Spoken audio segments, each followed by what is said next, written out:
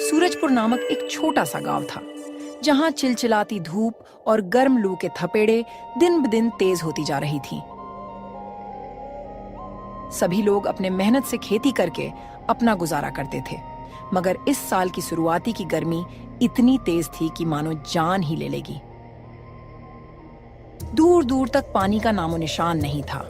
लोग जरूरी काम होने पर ही घर से बाहर निकल रहे थे। गांव के बीचों बीच एक पुरानी चाय की दुकान थी। यहाँ पर बूढ़े बुजुर्ग और कुछ कामगार सुबह शाम इकट्ठा हो जाते थे। लेकिन आजकल गर्मी इतनी भीषण थी कि दुकान के आगे वाली बेंच भी खाली पड़ी थी। चाय की दुकान के मालिक राम स्वरूप, जिनको सब काका कहते थे, उनका चेहरा पसीने से लथपथ था। काका को गर्मी का बहुत अनुभव था, लेकिन इतनी भयंकर लू उन्होंने बहुत कम ही देखा था। हे भगवान, आज तो सूर्यदेव आग उगल रहे हैं। लगता है जैसे आसमान से अंगारे बरस रहे हैं। पानी पी पी कर जीवन का गुजर हो रहा है। अब की बार तो गर्मी इतनी पड़ रही है कि जैसे जान ही चली जाए। हाँ काका, आप सच कह रहे हो। पिछले कई बरस में मैंने इतनी गर्मी नहीं झेली। सब तरफ त्राही त्राही मची है। गांव के कुएं भी सूख गए हैं। जो थोड़ा बहुत पानी है वो गंदा हो चुका है। जो भी पानी बचा है वह भी पीने लायक नहीं है। उसी वक्त वहाँ से एक नंदू नाम का आदमी वहाँ से गुजरता है। उसके चेहरे पर परेशानी की लकीरें थीं, पर आंखों में उम्मीद की चमक। वो काका से हाथ जोड़कर अभिवादन करता है। प्रणाम काका, क्या एक गिलास ठंडा पानी मिल जाएगा क्या? बहुत जोर की प्यास लगी है। प्यास के मारे जान जा रही है। काका तुरंत पास पड़े घड़े में हाथ डालते हैं और आधा गिलास पानी निकालते हैं और नंदू को दे देते हैं। नंदू जल्दी जल्दी पानी पीता है, मानो हलक सूख गया हो। धन्यवाद काका, गर्मी ने जान निकाल रखी है। इतनी गर्मी में भी काम करना पड़ रहा है। पेट के लिए कुछ तो कमाना ही पड़ेगा।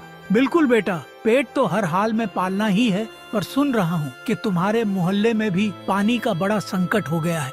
जी काका, 2 दिन से नल में पानी नहीं आ रहा है। पानी का स्रोत नीचे चला गया है। सभी लोग परेशान हैं और मैं जो भी पानी बचा कर रखा था वो भी लगभग खत्म हो चुका है। दिन में मजदूरी करके आता हूँ तो घर में पानी की दिक्कत देखकर दिल टूट जाता है और बिजली भी दिन भर गुल रहती है। पंखा भी नहीं चलता। हाँ बेटा, बहुत बुरा हाल है, लेकिन बेटे तुम चिंता मत करो। सरकार कोई ना कोई योजना निकालेगी, जैसे सूखा राहत, पानी का टैंकर और राशन का इंतजाम करने का वादा कर रही है। और सुनने में आया है कि गांव का एकमात्र सरकारी ट्यूबवेल भी सूखने की कगार पर है। हाँ, सुना तो मैंने भी है। पर सरकार हर बार वादा तो बहुत कुछ करती है, मगर हम गरीबों तक कुछ नहीं पहुंचता। सिर्फ सभी बड़े बड़े वादे करते हैं। इतनी गर्मी है, पता नहीं आगे क्या होगा। नहीं नहीं बेटा, ऐसी बात नहीं है। अब की बार मोदी की सरकार है, वह सारा वादा पूरी करेगी। हमें कुछ ना कुछ राहत मिलेगी। चाचा जी, अगर हम सरकार के भरोसे रहेंगे तो पानी और भोजन के लिए मर जाएंगे। हमें अपने ऊपर भरोसा रखना होगा। हमें अपना कर्तव्य को पूरा करना होगा।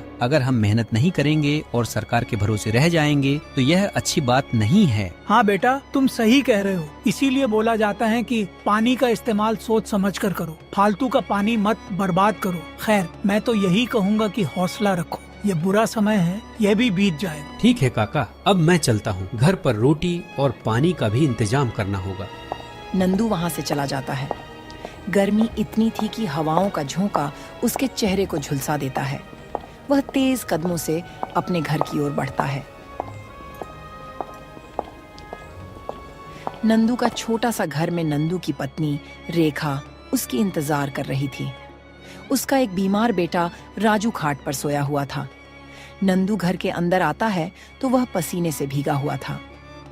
आ गए जी, क्या हुआ? बहुत देर लगा दी आने में। सब ठीक तो है ना? हाँ रेखा, बस चाय के लिए काका की दुकान पर रुक गया था। वहाँ भी गर्मी की ही चर्चा हो रही थी। सबसे पहले तुम मुझे एक गिलास पानी दो, प्यास के मारे जान जा रही है। पानी कहाँ से दूं जी? नल सूखा पड़ा है। पास वाले कुएं में भी पानी नहीं है। सुबह की बची हुई एक बोतल पानी थी, वह भी राजू को पिला दी। हमारे पास अब थोड़ा भी पानी नहीं बचा। और तो और राजू को भी जोर का बुखार हो गया था। मैं डॉक्टर को बुलाकर दवा ली हूँ, तब उसका बुखार कम हुआ है। नंदू सिर पकड़ लेता है। हालात की बेबसी उसके चेहरे पर साफ झलक रही थी, लेकिन वह कुछ कर भी नहीं पा रहा था। इतनी गर्मी, ऊपर से गरीबी उसे तोड़ दी थी। वह दुखी मन से रेखा से बोलता है, ठीक है रेखा, मैं देखता हूँ, कहीं से पानी की व्यवस्था करता हूँ। आज मजदूरी में कम पैसा मिला है और तो और काम भी कम है। लोग भी धूप की वजह से काम नहीं करवा रहे हैं। कल जाकर देखूंगा कि किसी टैंकर से पानी खरीद कर लाऊंगा। सुन रही हूँ कि शहर से आने वाला पानी का टैंकर बीच में ही रोक दिया गया है। कुछ ठाकुर लोग टैंकर लाकर ऊंचे दामों में बेच रहे हैं। इतने महंगे पानी को हम कब तक खरीदेंगे? कुछ समझ नहीं आता। हमें कोई दूसरा रास्ता निकालना होगा। कोई बात नहीं, हम मिलकर कोई रास्ता निकाल लेंगे। तुम पहले आराम कर लो, बहुत थक गए होंगे। नंदू निराश होकर पास पड़ी खाट पर बैठ जाता है। तभी उसका बेटा राजू उससे कहता है, पापा पापा मुझे बहुत जोर की प्यास लगी है, मेरा गला सूख रहा है, मुझे पानी दे दो। नंदू का दिल पसीज जाता है। वह दुखी मन से अपने बेटा से बोलता है, बेटा थोड़ी देर सहन कर ले, मैं अभी पानी लेकर आता हूँ।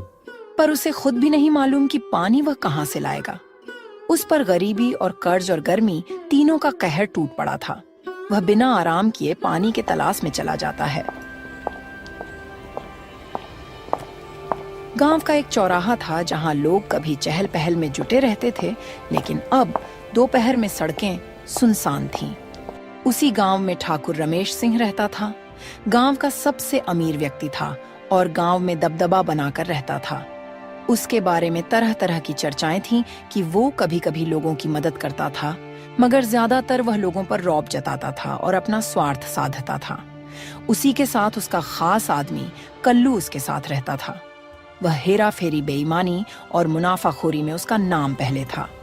वह अपने स्वार्थ के लिए कुछ भी कर सकता था।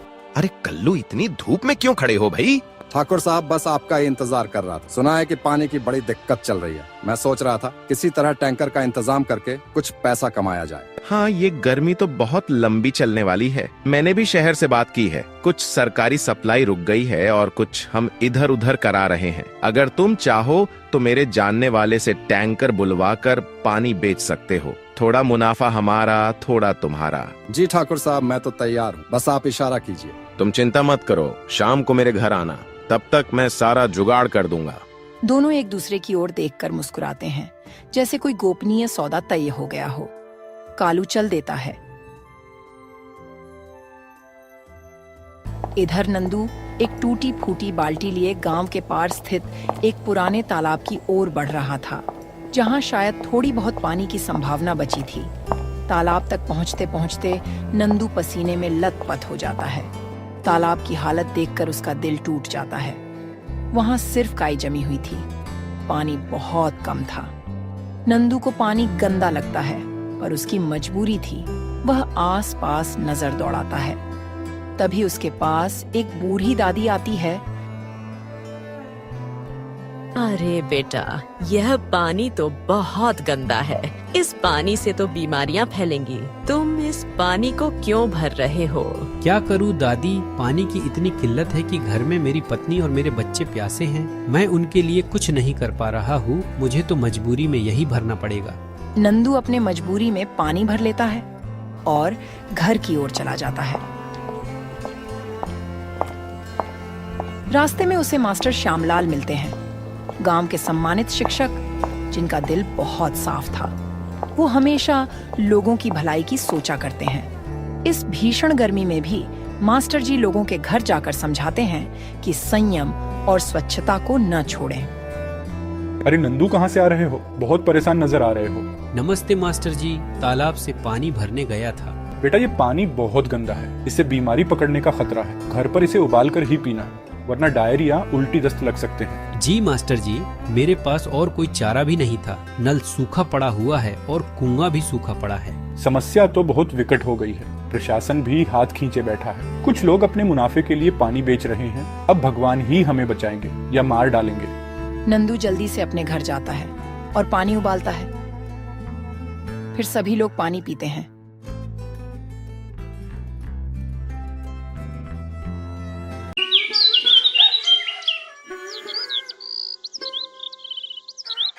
फिर अगली सुबह नंदू के घर में खाने के लिए कुछ भी नहीं बचा था। उसका बेटा भूखा था। माँ मुझे बहुत जोर की भूख लगी है, कुछ खाने को दे दो ना, भूख के मारे मेरी जान जा रही है। ठीक है बेटा, तुम थोड़ा देर इंतजार कर लो। पापा कुछ खाने की तलाश में जा रहे ही, कुछ ना तो कुछ खाने को लाएंगे ही। मैं और तुम्हारे पापा 2 दिन से पानी पीकर है, अन्न का एक दाना भी हमने नहीं खाया। नंदू ने तय किया कि चाहे जो हो वह ठाकुर रमेश सिंह जी से मदद मांगने जाएगा।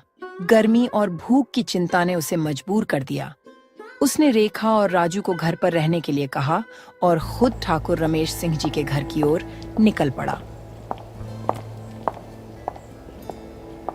कुछ ही देर में नंदू ठाकुर रमेश सिंह जी के घर पहुंचा और हाथ जोड़कर विनम्रता से बोला, ठाकुर साहब, हमारे हालात बहुत बुरे हैं। घर में राशन पूरी तरह खत्म हो चुका है। भीषण गर्मी और लूह के कारण कामकाज भी बंद हो गया है। अगर आप थोड़ी मदद कर दें तो आपका ये एहसान मैं जिंदगी भर नहीं भूलूंगा। नंदू, ये मेरी जिम्मेदारी थोड़ी है। हर कोई मदद के लिए मेरे पास ही आ जाता है। तुम लोगों को तो जैसे आदत सी हो गई है दूसरों पर निर्भर रहने की। तुमने पहले ही मुझसे 5,000 रुपए कर्ज लिए हो और उसे अभी तक नहीं चुका पाए और फिर से आ गए। वह 5,000 मुझे जल्दी लौटा दो, नहीं तो अच्छा नहीं होगा। ठीक है ठाकुर साहब, मैं मेहनत से कमाने वाला आदमी हूँ, भीख नहीं मांगता, लेकिन इस बार हालात ने मजबूर कर दिया है। भीषण गर्मी और लूह ने खेतों की फसल जला दी है। परिवार भूखा है, कृपया थोड़ी मदद कर दीजिए। मैं आपका पूरा कर्जा चुका दूंगा। चुप रहो नंदू, अगर गरीब हो तो अपनी गरीबी को स्वीकार कर उसके साथ जीना सीखो। यहाँ आकर रोने धोने से कुछ हासिल नहीं होगा। मेरे पास फालतू समय नहीं है, इसलिए यहाँ से चले जाओ।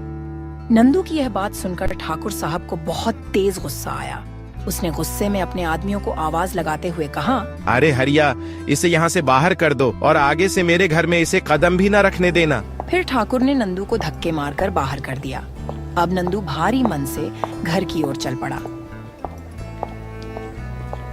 जैसे ही वे घर आया, उसने देखा कि रेणु बिस्तर पर लेटी हुई थी और राजू भी उनके पास खड़ा था। पापा, माँ की तबीयत बहुत खराब हो गई है, वह कुछ बोल नहीं रही है। हे भगवान, यह क्या हो गया? रेखा, कुछ बोलो ना, कुछ तो बोलो। ऐसे चुप मत रहो, तुम्हें कुछ नहीं होगा। अब मुझसे सहन नहीं हो रहा। यह भीषण गर्मी और भूख ने मेरी सारी ताकत छीन लिया है। मुझे माफ करना, मैं अब तुम्हारा और राजू का साथ देने में असमर्थ हूँ। नंदू की आंखों से आंसू बहने लगा। रोते हुए कहा, रेखा, ऐसा मत बोलो, तुम्हें कुछ नहीं होगा। तुम हमें छोड़कर नहीं जा सकती। मैं कुछ भी करूँगा तुम्हें ठीक करने के लिए। भगवान पर भरोसा रख। अजी, हमारे पास अब कुछ भी नहीं बचा। यह झुलसने वाली गर्मी और भूख ने मुझे पूरी तरह तोड़ दिया है। आप राजू का ख्याल रखना, उसे मेरी कमी महसूस नहीं होने देना। नंदू ने घबराकर रेखा की हालत देख पड़ोसियों को आवाज दी, पर भीषण गर्मी और चिलचिलाती धूप के चलते कोई भी सहायता के लिए नहीं आया। अरे कोई है, कोई तो मेरी सहायता करो, नहीं तो मेरी बीवी मर जाएगी। राजू के पापा, अब मेरी चिंता मत करो। जितना कर सको राजू के लिए करो। उसे कभी भूखा और अकेला मत सोने देना। इतना कहकर रेखा की सांसें थम गईं। वो इस दुनिया को हमेशा हमेशा के लिए छोड़कर चली गई।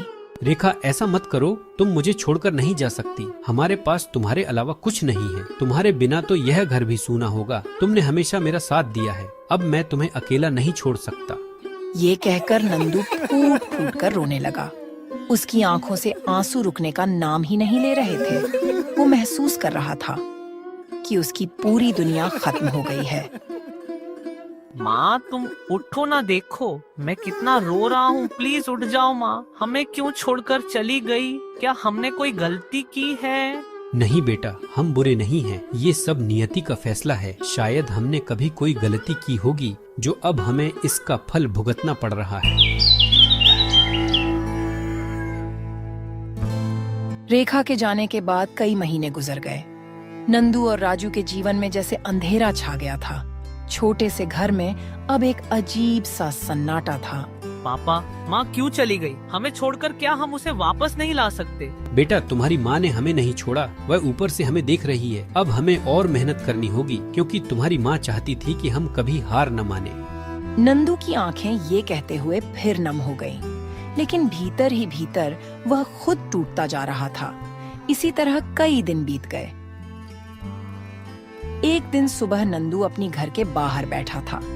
तभी गांव का ठाकुर रमेश सिंह अपने आदमियों के साथ वहां पहुंचा और बोला, नंदू, 7 महीने बीत चुके हैं। मेरा कर्ज अब तक नहीं चुका पाए हो। अगर जल्द ही पैसे नहीं दिए तो तुम्हारा घर और खेत दोनों नीलाम कर दूंगा। ठाकुर रमेश सिंह की बातें सुनकर नंदू का चेहरा चिंता से भर गया। उसके माथे पर लकीरें और गहरी हो गईं। उसने सिर झुकाते हुए कहा, ठाकुर साहब, मैं पूरी मेहनत कर रहा हूँ, लेकिन अभी तक पैसे नहीं जुटा पाया हूँ। मुझे थोड़ा और समय दे दीजिए। नंदू, बहाने बनाने से कुछ नहीं होगा। तुम्हारे पास केवल 10 दिन हैं। अगर इस समय में कर्ज नहीं चुकाया तो नतीजे भुगतने के लिए तैयार रहना। फिर एक दिन अचानक नंदू का पुराना दोस्त सुभाष गांव वापस आया। नंदू और सुभाष बचपन के साथी थे, लेकिन कई साल पहले सुभाष रोजगार की तलाश में शहर चला गया था। अब वह काफी पैसे वाला हो चुका था। जब वह नंदू के घर पहुंचा तो उसने देखा कि नंदू गहरे चिंता में डूबा हुआ था। अरे नंदू, तू इतना परेशान क्यों है? क्या हुआ? कुछ परेशानी है क्या? फिर नंदू ने अपने दोस्त को सब कुछ बता दिया। ठाकुर रमेश सिंह के कर्ज और उसकी धमकी के बारे में सुनकर सुभाष का दिल पिघल गया। वह तुरंत बोला, अरे नंदू, तू इतना परेशानी में जी रहा है, ये तो मुझे मालूम ही नहीं था। ये ले पैसा और उस ठाकुर रमेश सिंह का कर्ज चुका दे। सुभाष की यह बात सुनकर नंदू की आंखों में आंसू आ गए। वह भावुक होकर बोला, अरे सुभाष भाई, यह तुम्हारा एहसान मैं कैसे चुका पाऊंगा? अरे नंदू भाई, एक दोस्त दूसरे दोस्त के काम नहीं आया तो दोस्ती किस काम की? अगले दिन नंदू ठाकुर रमेश सिंह के घर गया और सारा कर्ज चुका दिया। ठाकुर रमेश सिंह हैरान हो गया, लेकिन उसने पैसे लेकर नंदू को कर्ज से मुक्त कर दिया। नंदू वहां से चला गया। वह कुछ ही दूर गया था कि तभी उसे रास्ते में मास्टर साहब और उसका दोस्त सुभाष मिल गए। अरे नंदू, ठाकुर रमेश सिंह की यही फितरत है कि जब लोग मजबूर होते हैं तो वो उसका फायदा उठाता है। कल्लू के साथ मिलकर सरकारी पानी का टैंकर ब्लैक में बेच रहा है। हमें इस अन्याय के खिलाफ आवाज उठानी होगी। मास्टर जी, हम क्या कर सकते हैं? ये लोग ताकतवर हैं, इनके पास पैसा है, गुंडे हैं। हम गरीबों की कौन सुनेगा? हमें मिलकर कोशिश करनी चाहिए। भीड़ इकट्ठी होगी, जनता एकजुट होगी, तभी कुछ होगा। मैं सोच रहा हूँ गाँव वालों की एक सभा बुलाऊं, तुम भी जरूर आना। शाम को गांव का एक पेड़ के नीचे में मास्टर ने गांव वालों की सभा बुलाई। वहां गांव के लोग जमा हुए। सब गर्मी से त्रस्त थे। चेहरे पर पसीना, आंखों में थकान और दिमाग में पानी की कमी की चिंता। भाइयों बहनों, अब सबको मालूम है कि इस बार की गर्मी ने सबकी कमर तोड़ दी है। न कुएं में पानी, न नल में, न तालाब में। सरकार से जो पानी आता है वह पानी ठाकुर रमेश सिंह खरीदकर ब्लैक में महंगा पानी हम गरीबों को बेच रहा है। हाँ मास्टर जी, ठाकुर रमेश सिंह और कल्लू मिलकर टैंकर के जरिए महंगा पानी बेच रहे हैं। हम लोगों का इस प्रकार कैसे गुजारा होगा?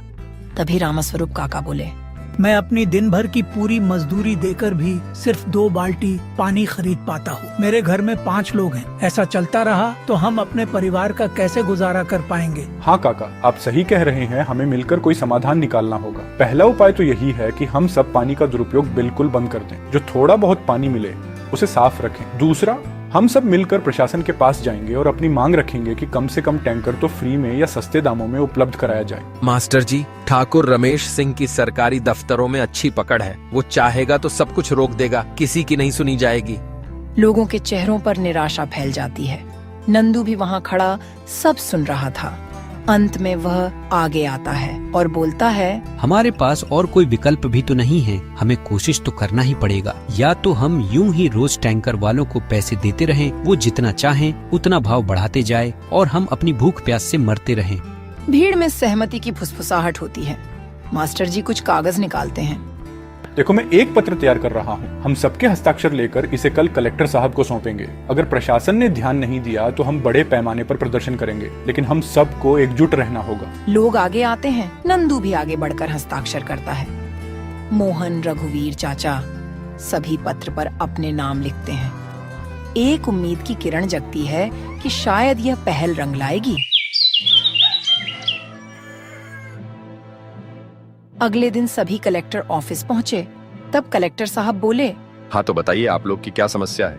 मास्टर जी विस्तार से बताते हैं कि गांव घर में पानी नहीं है, बिजली की कटौती है, टैंकर भी महंगा बेचा जा रहा है। लोग बहुत परेशान हैं, बीमार पड़ रहे हैं। देखिए, इस साल बारिश हुई नहीं, भयंकर सूखा पड़ा है। हम भी कोशिश कर रहे हैं। सरकारी खजाना से आप लोगों के गांव तो रोज 2 टैंकर फ्री पानी जाता है। क्या वह पानी आप लोगों को नहीं मिलता है? साहब, हमें पानी नहीं मिलता, हमारे गांव का एक अमीर आदमी ठाकुर रमेश सिंह रहता है। वह सारा सरकारी पानी को खरीदकर गांव वालों को ब्लैक में महंगे दामों में बेचता है। हम लोग उसके खिलाफ कई बार कंप्लेन की, फिर भी कोई सुनवाई नहीं हुआ। ठीक है, मैं देखता हूँ, उसके खिलाफ कार्रवाई होगी और उसे जेल में डाला जाएगा। मैं पूरी कोशिश करूंगा। आप लोग जाकर आराम से पानी का इंतजार कीजिए, मैं नगर परिषद से बात कर लूंगा। सभी लोग अपने अपने घर चले आए। फिर अगली सुबह को जब कल्लू और ठाकुर रमेश सिंह ने ब्लैक में पानी बेच रहे थे, तभी कुछ पुलिस वाले और एसडीएम साहब गांव में आकर ब्लैक में पानी बेचते हुए ठाकुर रमेश सिंह और कल्लू को पकड़ लेते हैं और उन्हें जेल में डाल देते हैं। इधर गांव के लोग पानी पाकर बहुत खुश हुए। अब उनकी पानी की दिक्कत खत्म हो गई थी और सभी लोग खुशी खुशी अपना जीवन बिताने लगते हैं। शिवपुर नाम का एक छोटा सा गांव था। यहाँ के लोग सालों से अपने शांत माहौल, अच्छे और सीधे साधे सरल जीवन शैली के लिए जाने जाते थे। लेकिन बीते कुछ समय में इस क्षेत्र में मौसम का मिजाज तेजी से बदलने लगा था। गर्मी असहनीय होती जा रही थी और फसलें सूखने लगी थीं। सभी लोग गर्मी से बेहाल थे। फिर भी गांव के लोग एक दूसरे की मदद करते हुए जीवन चलाने की कोशिश करते। उसी गांव के कुछ दूरी पर पहाड़ी क्षेत्र में एक प्राचीन गुफा था, जहां एक वृद्ध साधु रहा करते थे। उनके बारे में कहा जाता था कि वे इंद्रियों पर नियंत्रण रखने वाले बड़े ही दयालु और अनुभवी साधु हैं। कुछ लोगों ने उन्हें साधु और कुछ ने फकीर भी समझा, लेकिन असल में वे एक व्यक्ति ही थे। उनका नाम महात्मा शिवानंद था, जो वर्षों से तपस्या कर रहे थे। वे अपने दिव्य तप से पहाड़ की उग्र जलवायु को भी सहन कर लेते थे। किंतु इस बार मौसम इतना विकराल रूप ले चुका था कि उनकी सहन शक्ति भी चूकने लगी थी। हे प्रभु, यह कैसी अग्नि परीक्षा है। मेरे शरीर की समस्त शक्ति मानो सूख सी गई है। इस भीषण गर्मी में भी मैंने सदा उपवास और साधना को ही अपना जीवन बना लिया है, पर अब शरीर जवाब दे रही है। गर्मी से साधु महाराज की हालत खराब होने लगी थी। गुफा के बाहरी हिस्से में सूरज की रोशनी इतनी तीव्र थी कि अगर कोई बाहर खड़ा होता तो कुछ ही देर में पसीने से लथपथ हो जाता। पहाड़ी इलाका में जो छोटे मोटे तालाब थे वह भी सूख चुके थे और वह पानी के बिना और भी तड़प रहे थे। ऐसे में साधु बाबा ने सोच लिया कि आज उनको किसी भी तरह गांव जाकर लोगों से सहायता लेना ही पड़ेगा। गुफा में अब और रुकना जीवन के लिए खतरा हो सकता है। सुबह का समय था, पर धूप इतनी तेज कि लगती थी कि मानो दोपहर हो गई है। साधु शिवानंद अपने शरीर को संभालते हुए धीरे धीरे पहाड़ से उतर रहे थे। उनकी चाल डगमग हो रही थी, कंठ सूख चुका था, पर मन में अभी भी उम्मीद थी कि गांव के लोग उनकी सहायता जरूर करेंगे। रास्ते में उन्हें एक चरवाहा मिलता है, जो अपनी भेड़ियों को पहाड़ पर चराने ले जा रहा था। अरे बाबा जी, आप इस भीषण गर्मी में कहाँ निकल कर जा रहे हैं? आपकी तबीयत तो ठीक है ना? हे बेटा, मुझे कुछ पानी की आवश्यकता है। बहुत कष्ट में हूँ। क्या तुम्हारे पास पानी है? चरवाहा असमंजस में पड़ जाता है। उसके पास भी सिर्फ एक छोटा सा पानी का मशक था, जो पूरे दिन उसके लिए काफी मुश्किल से चलता था। कुछ क्षण सोचने के बाद वह थोड़ा पानी साधु को दे देता है। बाबा, मेरे पास ज्यादा पानी नहीं है, पर जो है वह आपको दे रहा हूँ। आप गांव पहुँचे तो और लोगों से भी मदद मांग लेना। साधु को थोड़ी राहत मिलती है। उन्हें इस चरवाहे में उम्मीद की किरण दिखती है। साधु उसे आशीर्वाद देकर आगे बढ़ जाते हैं। जब साधु गांव के पास पहुंचते हैं तो देखते हैं कि गांव के पास में ही एक ही कुआं था, जो अब लगभग सूख सा गया था। गांव के लोग दिन भर उसका पानी निकालकर अपने अपने काम में लगा लेते थे। साधु शिवानंद जब गांव में दाखिल हुए तो सबसे पहले उन्हें तेज धूप ने इतना तपन दिया कि उनके गर्दन पर चमकती पसीने की बूंदें झलक आईं। गांव की गलियों से गुजरते हुए वे देखते हैं कि अधिकतर मकान मिट्टी के बने थे। कुछ बैल बेचैन होकर तड़फड़ा रहे थे। थोड़ी दूर जाने पर साधु को कुछ लोग दिखाई देते हैं, जो मिलकर एक सूखे तालाब की तलहटी साफ कर रहे थे। अरे शंभू भाई, लगता है ये गर्मी हमारी जान लेकर ही मानेगी। इतनी गर्मी, ऊपर से गर्म हवा शरीर को जला दे रही है। हाँ, तुम सही कह रहे हो, पर हम कर भी क्या सकते हैं? गांव में सभी परेशान हैं। अब तो कुआं का पानी भी खत्म होने वाला है। अगर पानी खत्म हो गया तो हम सब पानी के बिना तड़प तड़प कर मर जाएंगे। हे भक्तों, क्या कोई मेरी सहायता कर सकता है? मुझे पानी की अत्यंत आवश्यकता है, और यदि कुछ छाया या विश्राम का स्थान मिल जाए तो मैं आपका आभारी रहूंगा। ग्रामीणों ने उन्हें देखा, पर कोई खास उत्सुकता नहीं दिखाई। उन्हें लगा कि यह कोई साधु या भिक्षुक होगा जो भीख मांगने आया है। बाबा, अपने लिए पानी जुटाना इस समय हमारे लिए भी मुश्किल हो रहा है। हम खुद यहाँ सूखे तालाब की सफाई कर रहे हैं ताकि बरसात आए तो पानी संग्रहित कर सकें। ऐसा नहीं है कि हमारे पास कोई भंडार है जिसे हम लुटा दें। मैं समझ सकता हूँ बेटा, पर मेरी दशा बहुत दयनीय है। मैं पहाड़ से नीचे आया हूँ, गुफा में रहता था। अब इस अत्यधिक गर्मी के कारण मेरा शरीर साथ नहीं दे रहा। सिर्फ कुछ घूंट पानी और थोड़ा विश्राम दे दो। साधु महाराज को इतना कहने पर भी कोई उनको एक गिलास पानी तक नहीं दिया। फिर वह आगे बढ़ते हैं।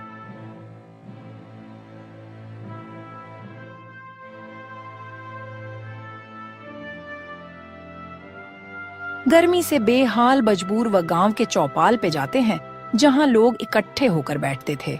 चौपाल के बीच में एक बड़ा वृक्ष था जिसकी छाया ही कुछ राहत देती थी। साधु उसी छाया की ओर बढ़े, लेकिन वहाँ पहले से ही कुछ लोग बैठे थे और गर्मी से बचने की कोशिश कर रहे थे। बच्चों, मुझे कुछ समय के लिए इस छाया में बैठने दीजिए, और हो सके तो एक लोटा पानी दे दो। मुझे बहुत जोर की प्यास लगी है। चौपाल पर बैठे व्यक्ति बाबा का मजाक बनाते हुए बोलते हैं, बाबा, पानी की किल्लत सबको है, फिर भी अगर आपको बैठना है तो किसी कोने में बैठ जाएं। लेकिन हमसे ज्यादा उम्मीद न रखिए। फिर भी आप तो साधु हैं, आपको पानी की क्या जरूरत? आप तपस्या कीजिए। आपको तो भगवान पहले ही इतनी शक्ति दिए हुए है कि आपको पानी की क्या जरूरत? साधु जी शर्मिंदा होकर धीरे से कोने में बैठ गए। वह अत्यधिक थकान महसूस कर रहे थे।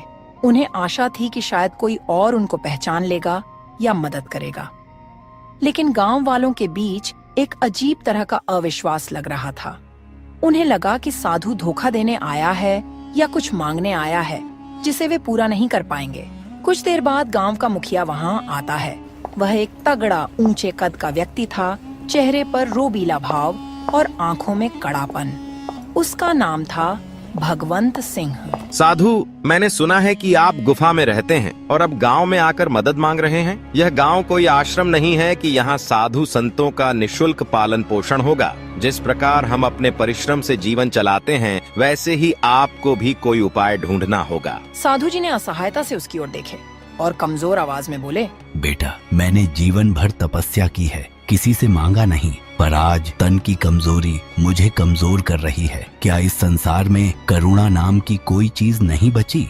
कुछ लोगों में हलचल हुई, पर अधिकांश ने मुखिया के क्रूर स्वभाव को देखते हुए कुछ कहने की हिम्मत नहीं की। गांव में कई परिवार थे जो पहले काफी मेहमान नवाज माने जाते थे, पर आजकल पानी और भोजन की कमी ने सबको कठोर बना दिया था। बारिश न होने से फसलें सूख चुकी थीं, कुएं का पानी भी कम हो चुका था और नदियां कहीं दूर सूख चुकी थीं।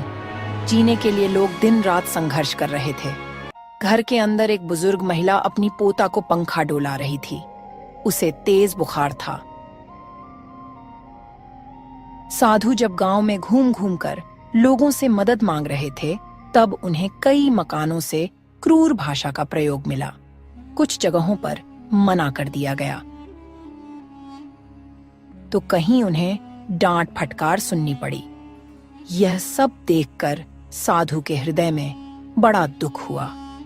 वे सोचने लगे, क्या यही मनुष्यता है? क्या सच में लोग इतने स्वार्थी हो गए हैं कि किसी की सहायता करने में असमर्थ हैं? गर्मी अपना रौद्र रूप ले रही थी। जमीन तप रही थी, हवा गर्म लपटों की तरह चल रही थी। गांव के पशु पक्षी तक तड़प रहे थे। साधु के पैरों में छाले पड़ चुके थे। साधु बाबा ने गांव के बगल में एक छोटा सा बगीचा में जाते हैं। साधु को लगा कि वहां कम से कम छाया तो मिलेगी। वे वहां चले गए। बगीचा में उन्हें एक युवा लड़की दिखाई दी जो सूखी लकड़ियों का गट्ठर उठाए हुए थी। वह भीषण गर्मी में भी काम करने की कोशिश कर रही थी। बेटी, क्या तुम मुझे एक लोटा पानी दिलवा सकती हो? मैं बहुत प्यासा हूँ। लड़की के चेहरे पर दया का भाव था, पर वह भी असमर्थता जताती हुई बोली, बाबा, मैं आपको पानी जरूर देती, पर हमारे घर में भी पानी सीमित है। रोज कुएं पर जाकर लंबी लाइन लगानी पड़ती है, तब कहीं 1-2 मटकी भर पाती हूँ। माफ कीजिए, मुझे डर है कि घर के लोग नाराज ना हो जाए। इतना कहकर वह वहाँ से चली गई।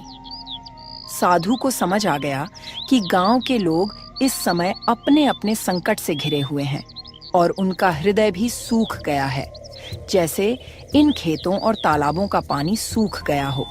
फिर भी साधु ने बगीचे के एक कोने में बैठकर आखिरी बार प्रार्थना की, हे प्रभु, यदि कोई चरम पर हो तो दया का अंकुर फूटना चाहिए, किंतु यहाँ तो मानवता ही विलुप्त हो रही है। ऐसा क्यों?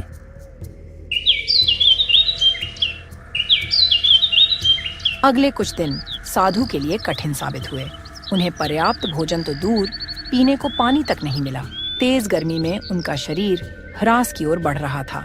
एक दिन दोपहर को जब सूरज आसमान के ठीक ऊपर था और किरणें मानो आग बरसा रही थीं, तब साधु बेहोश होकर गिर पड़े। गांव वाले इकट्ठा हुए, लेकिन उस वक्त भी उनमें कोई उत्साह या करुणा नहीं थी।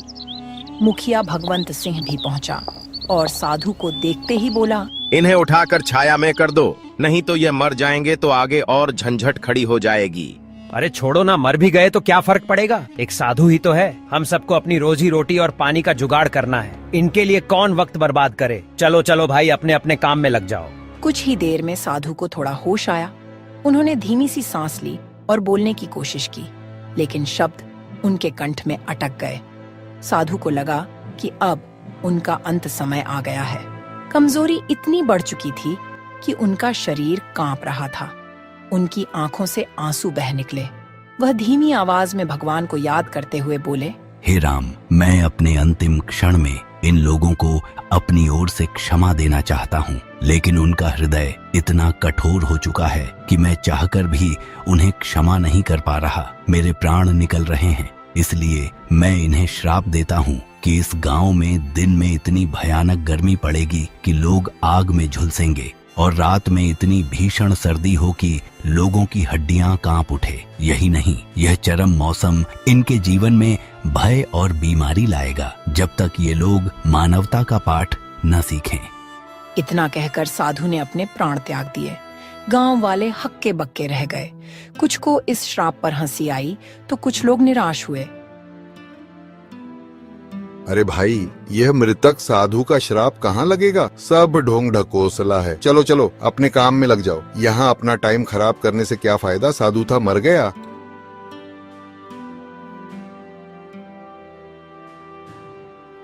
साधु की मृत्यु के 1-2 दिन बाद ही मौसम ने अपना विकराल रूप दिखाना शुरू कर दिया।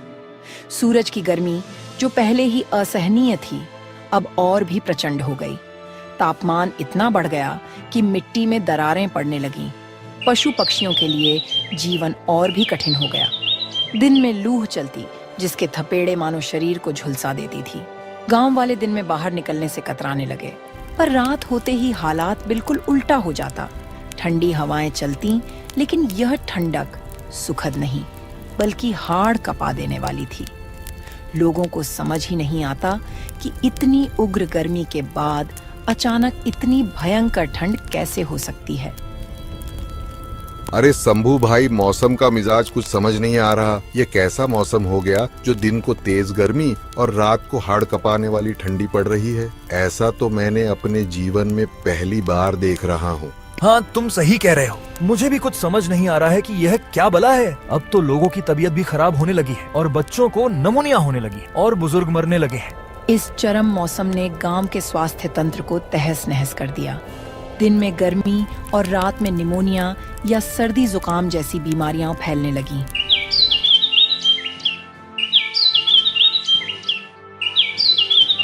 मुखिया भगवंत सिंह ने महसूस किया, हालात हाथ से निकल रहे हैं। दिन के समय कोई खेतों में काम नहीं कर पा रहा, फसलें जल रही हैं, पशु मर रहे हैं, पीने का पानी कम हो रहा है और रात में लोग कांप कांप कर सो नहीं पा रहे। बीमारियां फैल रही हैं, बच्चे बुखार से तप रहे हैं और बूढ़े मर रहे हैं। यह एक मुसीबत है। मुझे इस पर जल्दी कोई फैसला लेना होगा।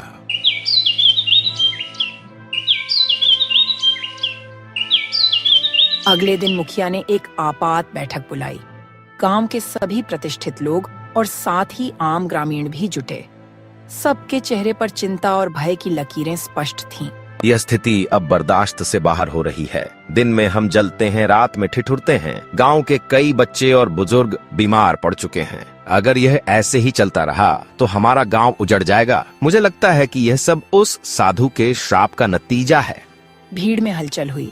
कुछ लोग पहले मानने को तैयार नहीं थे कि श्राप जैसी कोई चीज होती है। अरे मुखिया जी, आप भी क्या उस मामूली साधु के श्राप के चक्कर में पड़े हैं? श्राप नाम का कोई चीज नहीं होती। यह सब ढकोसला होता है लोगों को डराने के लिए।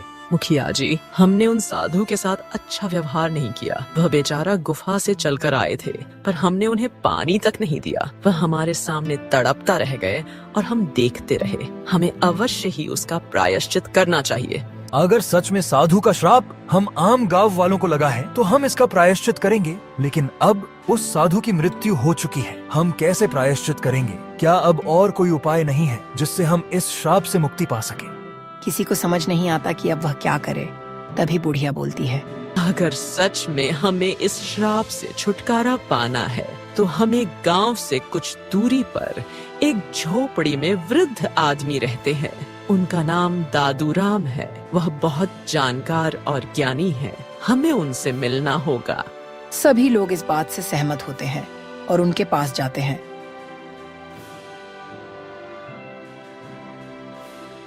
वहां जाकर उनको सारी बात बताते हैं। तब दादूराम बोलते हैं, बेटा, मैं उस साधु बाबा को जानता था। वर्षों से सुना था कि वे अपनी तपस्या से अनेक लोगों को लाभ पहुंचा चुके थे। उनका मन सदा शांत और दयालु था। उनके श्राप का कारण तुम्हारी क्रूरता है। अगर तुम लोग उस क्रूरता का प्रायश्चित करना चाहते हो तो हमें सबसे पहले उनके पार्थिव शरीर को ढूंढकर उनका विधिवत अंतिम संस्कार करना होगा। सुनने में आया है कि वह बगीचा में ही अपने प्राण त्याग दिए थे। लोग उनके बात से सहमत हुए। हाँ, यही उचित होगा। लेकिन क्या इससे सचमुच श्राप समाप्त हो जाएगा? श्राप तभी समाप्त होगा जब हमारी हृदय से मनुष्यत्व लौट आएगा। हमें दयालु और परोपकारी बनना होगा। दूसरों की मदद करने की शपथ लेनी होगी। तभी उनका अशांत आत्मा को शांति मिलेगी और हो सकता है कि परमात्मा हमारी सहायता करे। गांव के लोग एकजुट होकर बगीचा में पहुँचे, जहाँ साधु का पार्थिव शरीर पड़ा हुआ था। भीषण गर्मी के कारण कुछ ही दिनों में स्थिति दयनीय हो चुकी थी, लेकिन लोगों ने हिम्मत करके शरीर को परंपरा के अनुसार अंतिम संस्कार किया। साधु का अंतिम संस्कार पूरे सम्मान के साथ किया गया। मन में सबके पश्चाताप के स्वर गूंज रहे थे। मुखिया अब बाबा से हाथ जोड़कर प्रार्थना किया, हे बाबा, हमें क्षमा करो। हमने आपके साथ जो दुर्व्यवहार किया उसके लिए हम सभी दोषी हैं। अब हम वचन देते हैं कि किसी भी जरूरतमंद को कभी निराश नहीं करेंगे। अगले कुछ दिनों में मौसम में थोड़ा बदलाव दिखने लगा। दोपहर की लू अब भी थी, लेकिन पहले जैसी भयानक नहीं। रातों की सर्दी भी कुछ कम हो गई। हालांकि अभी भी लोगों को सावधानी बरतनी पड़ती थी। इस प्रकार गर्मी का श्राप न सिर्फ एक घटना बनकर रह गया, बल्कि आने वाली पीढ़ियों के लिए एक सीख भी बन गया। इस कहानी से हमें यह संदेश ग्रहण करना चाहिए कि आवश्यकता पड़ने पर किसी भी असहाय की सहायता अवश्य करनी चाहिए। तपस्वी साधु की मृत्यु व्यर्थ नहीं गई। उनके श्राप ने पूरे गांव को बदल दिया और उन्हें मनुष्य होने का सही अर्थ समझा दिया।